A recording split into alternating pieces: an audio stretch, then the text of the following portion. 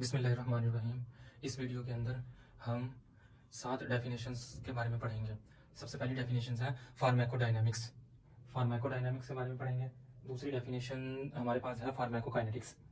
Pharmacokinetics के बारे में पढ़ेंगे। तीसरी हमारे पास डेफिनेशन है बायोडिस्पोजिशन और चौथी डेफिनेशन है ट्रांसपोर्टर। पांचवी म्यूटाजेनिक और छठी कार्सिनोजेनिक और सातवीं टेराटोजेनिक। सबसे पहले हम डिस्कस करेंगे फार्माकोडायनामिक्स को। The action of a drug on the body, including receptor interaction, dose response phenomena and mechanisms of therapeutic and toxic actions। यानी कि इस लफ्ज के अंदर हमारे पास डायनामिक मौजूद है। डी हमारे पास इसके अंदर मौजूद है, तो डायनामिक से हम इसको याद रखेंगे कि ये action of a drug on a body, यानी कि इसके अंदर ड्रग का रोल है। किसके ऊपर? एक्शन है ड्रग का बॉडी के ऊपर।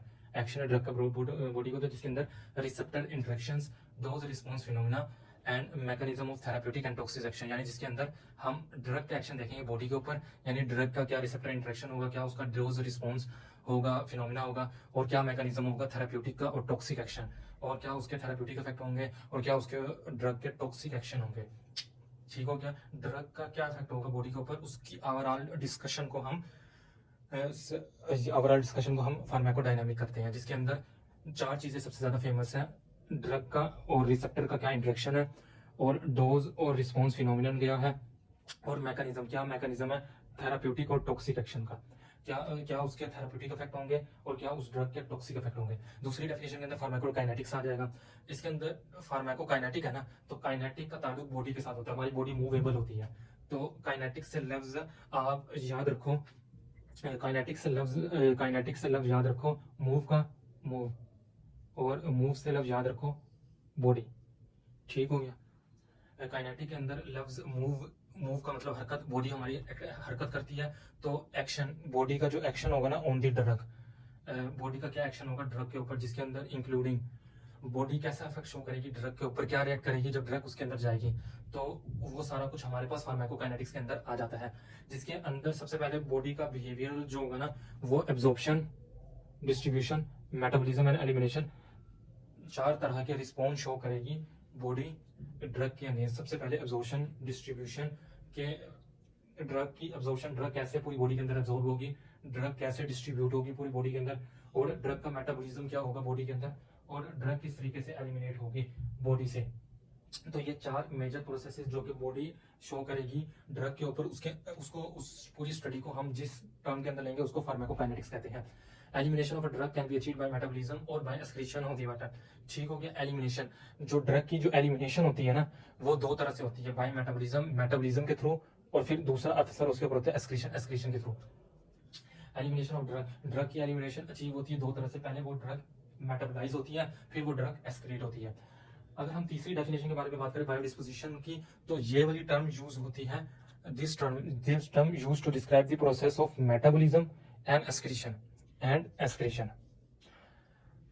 बायोडिस्पोजिशन के अंदर 2 बेसिक टर्म यूज होती हैं, मेटाबॉलिज्म एंड एक्सक्रीशन। उन दोनों चीजों को हम बायोडिस्पोजिशन ऑफ अ ड्रग बोलते हैं। चौथी डेफिनेशन के अंदर ट्रांसपोर्टर आएगा, कि जो मेम्ब्रेन के ऊपर ट्रांसपोर्टर होते हैं, रिसेप्टर के ऊपर ट्रांसपोर्टर होते हैं, जो सेल के ऊपर ट्रांसपोर्टर होते हैं, वो किस तरीके से ट्रांसपोर्ट करते हैं ड्रग को या किसी भी मॉलिक्यूल को।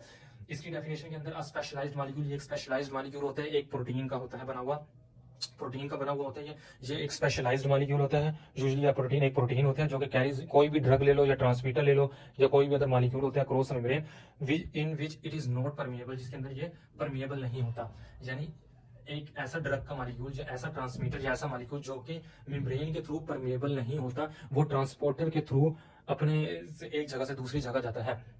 जिसके अंदर हमारी ट्रांसपोर्टर की एग्जांपल्स के अंदर सबसे फेमस जो एग्जांपल्स हैं वो 2 हैं। एक है सोडियम पोटेशियम एटीपेज, यानी कि सोडियम और पोटेशियम एटीपेज। जो सोडियम पोटेशियम एटीपेज वाला क्या होता है, सोडियम को आउटर से इनर पे लेकर आना और पोटेशियम को इनर से आउटर पे लेके जाना, और उसके लिए जो एटीपेज इस्तेमाल होता है वो एज अ ट्रांसपोर्टर के तौर पर एक्ट करता है with the use of ATP.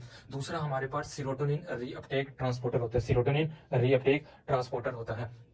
Serotonin reuptake transporter का क्या काम होता है, ये जब हमारे पास प्री साइनेप्टिक मेम्ब्रेन और पोस्ट साइनेप्टिक मेम्ब्रेन यानी कि साइनेप्टिक क्लेफ्ट के अंदर स्पेस जो होती है वहां पर सीरोटोनिन मौजूद होता है, वो सीरोटोनिन को रीअपटेक दोबारा से अपटेक करने के लिए सीरोटोनिन रीअपटेक ट्रांसपोर्टर का इस्तेमाल किया जाता है। म्यूटाजेनिक एंड इफेक्ट ऑन, अब हमारे पास 5वीं डेफिनेशन है म्यूटाजेनिक होता क्या है, and effect on the inheritable characteristics of a cell और दीवार affect inheritable characteristics of a cell. Cell के ऊपर जो इनहेरिटेबल कैरेक्टरिस्टिक्स आते हैं, यानी कि ये जो यानी कि जो सेल के अंदर पैदाइशी तौर पर जेनेटिक्स जीन्स के थ्रू बाय बर्थ जो भी कैरेक्टरिस्टिक्स आती हैं उनको इनहेरिटेबल कैरेक्टरिस्टिक्स कहते हैं। अगर उनके अंदर कोई डिफेक्ट आता है तो उसको म्यूटाजेनिक कहते हैं। अच्छा, यहाँ पर एक बात समझने वाली बहुत इंपॉर्टेंट है।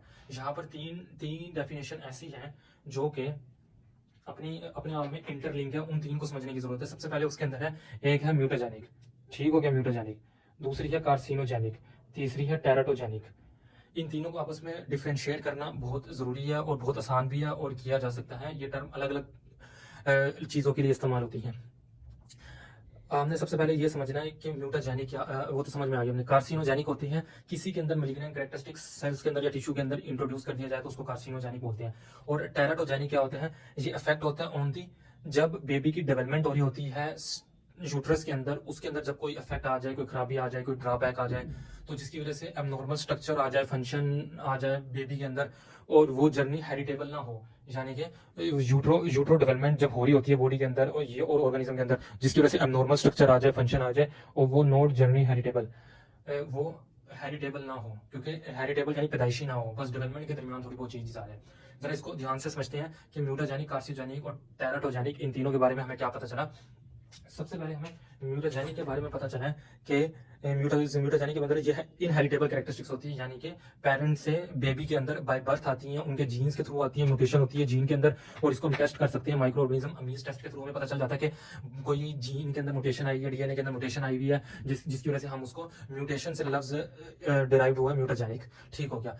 और दूसरी टर्म हमारे पास है कार्सिनोजेनिक। ये होता है कि बस जरूरी नहीं है बर्थ के टाइम वो किसी भी एज के अंदर किसी भी ऑर्गेनिज्म को किसी भी टाइम उन टिश्यू या सेल्स के अंदर मैलिग्नेंट कैरेक्टरिस्टिक्स को इंड्यूस किया जा सकता है। उस इफेक्ट को क्या बोलते हैं, कार्सिनोजेनिक।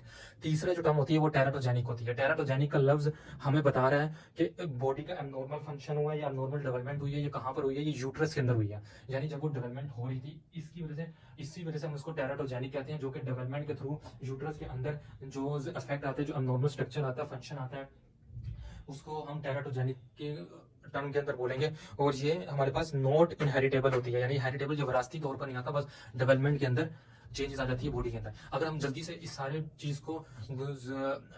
चीज का रिव्यू ले लो, फार्माकोडायनामिक्स क्या होती है, डायरेक्ट का एक्शन बॉडी के ऊपर, जिसके अंदर receptor interaction, dose response phenomena, graphical representation, जिसकी अलग वीडियो मौजूद है, और मैकेनिज्म क्या थेराप्यूटिक इफेक्ट होते हैं उस ड्रग के और क्या टॉक्सिक इफेक्ट होते हैं। अगर हम फार्माकोकाइनेटिक की बात करें, इसके अंदर डायरेक्ट बॉडी का एक्शन ऑन ड्रग, जिसके अंदर फेमस जो बॉडी के एक्शन होते हैं उसके अंदर एब्जॉर्प्शन, डिस्ट्रीब्यूशन, मेटाबॉलिज्म और एलिमिनेशन शामिल है। एलिमिनेशन ऑफ अ ड्रग में भी अचीव्ड कैसे अचीव होती है, मेटाबॉलिज्म और एक्सक्रीशन के थ्रू।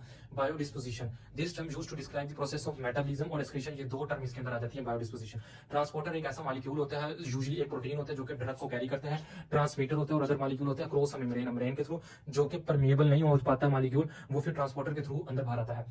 इसके अंदर फेमस एग्जांपल जो हमारे पास है वो सोडियम पोटेशियम एटीपेज है और स्लूटिनिन रिएक्टेक ट्रांसपोर्टर है, ठीक हो गया। अब जो तीन फेमस हमारे पास टर्म है, म्यूटाजेनिक, कार्सिनोजेनिक, टेराटोजेनिक।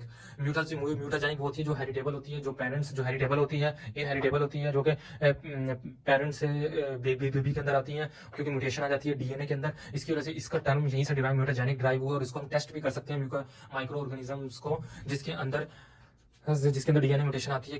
कौन से टेस्ट के थ्रू, अमीज टेस्ट के थ्रू। कार्सिनोजेनिक ये होता है कि हम छठी जो टर्म है कार्सिनोजेनिक, यानी किसी भी सेल्स के अंदर, ग्रुप ऑफ सेल्स के अंदर या टिश्यूज के अंदर मैलिग्नेंट कैरेक्टरिस्टिक्स इंड्यूस हो गई है किसी भी एक्सटर्नल फैक्टर के थ्रू, उसको हम कार्सिनोजेनिक के अंदर देखेंगे। और टेराटोजेनिक क्या होता है, जब बेबी की ग्रोथ हो रही होती है यूट्रस के अंदर, यूट्रस जब उसके अंदर यूट्रो डेवलपमेंट हो रही होती है, तो उसमें किसी भी तरह का जब चेंज आता है यूट्रो डेवलपमेंट में, ऑर्गेनिज्म में किसी भी तरह का चेंज आता है जिसके नतीजे के अंदर एबनॉर्मल स्ट्रक्चर और फंक्शन हो जाता है, तो उसको हम टेराटोजेनिक बोलते हैं। ये इनहेरिटेबल नहीं होता, ये विरासती नहीं होता, बस ये होता है कि जब बेबी की डेवलपमेंट हो रही होती है यूट्रस के अंदर, प्रेगनेंसी डेज के अंदर, तो कोई एक्सटर्नल फैक्टर के थ्रू उसके अंदर चेंजेस आ जाती हैं और एबनॉर्मल स्ट्रक्चर और फंक्शन पैदा हो जाता है।